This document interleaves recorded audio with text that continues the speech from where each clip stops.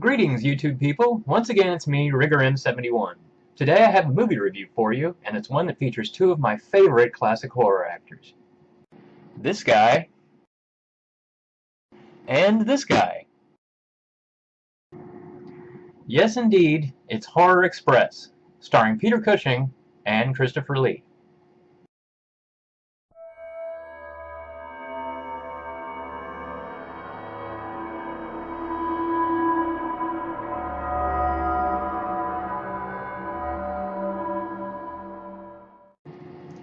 Directed by Spanish horror director Eugenio Martin, Horror Express was made with an estimated budget of $300,000 and released in 1972. It was based on the novella Who Goes There by John W. Campbell, Jr., which was published in the 1938 issue of Astounding Stories magazine. If that story title sounds familiar, it may be because it was also the inspiration for the 1951 film The Thing from Another World, as well as John Carpenter's The Thing, released in 1982.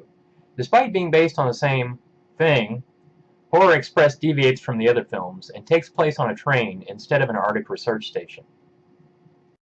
I won't spoil too much here, but the movie starts out with Professor Saxton, a British scientist portrayed by Christopher Lee, discovering a bizarre humanoid creature frozen in the ice of a Manchurian cave.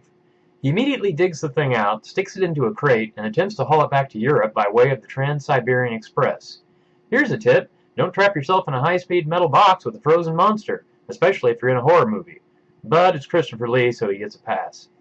Joining him on the train, but traveling for separate reasons, is Dr. Wells, a fellow member of the Royal Society. Played by Peter Cushing, Wells becomes extremely curious as to what Saxton has in the crate. Eventually, the creature either thaws out, wakes up, or some combination of the two, escapes the crate, and wacky hijinks ensue. Throughout the film, the two doctors are joined by an assortment of interesting characters, most notably a Cossack officer named Captain Kazan, played by Telly Savalas. Kazan is mistakenly convinced that the train is transporting spies, or rebel spies, or something, but soon discovers that it's merely carrying an alien creature that's killing everyone on board. What a relief! Much like Campbell's story, the creature can infect and inhabit the body of any person it encounters. In addition, the monster is able to drain the mind of anyone it comes in contact, thus adding their knowledge to its own. At one point, the original creature is gunned down, and Professor Saxton and Wells drain some of the fluid from one of its eyes, for some weird reason. By examining it through a microscope, they discover recorded images from prehistory, proving that the creature has been stuck on Earth for a considerable amount of time. Okay, it sounds like I've given away quite a bit here, but don't worry. There's a lot more going on in this movie that I haven't mentioned.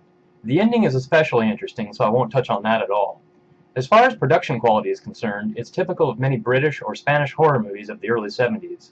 Although it wasn't produced by Hammer Studios, it definitely has that atmosphere going on, especially due to the fact that it features two of Hammer's biggest stars of the period.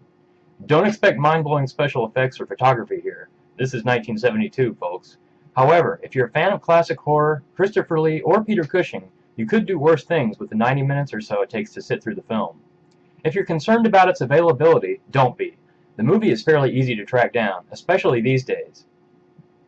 It often pops up for free on YouTube. That's not possible. It is possible. Well, that about wraps things up for Horror Express. If you enjoyed this review at all, please don't hesitate to like or subscribe. Also leave a comment below if your passion for curious old horror movies far exceeds a mere button click. As always, thanks for watching, and have a good one.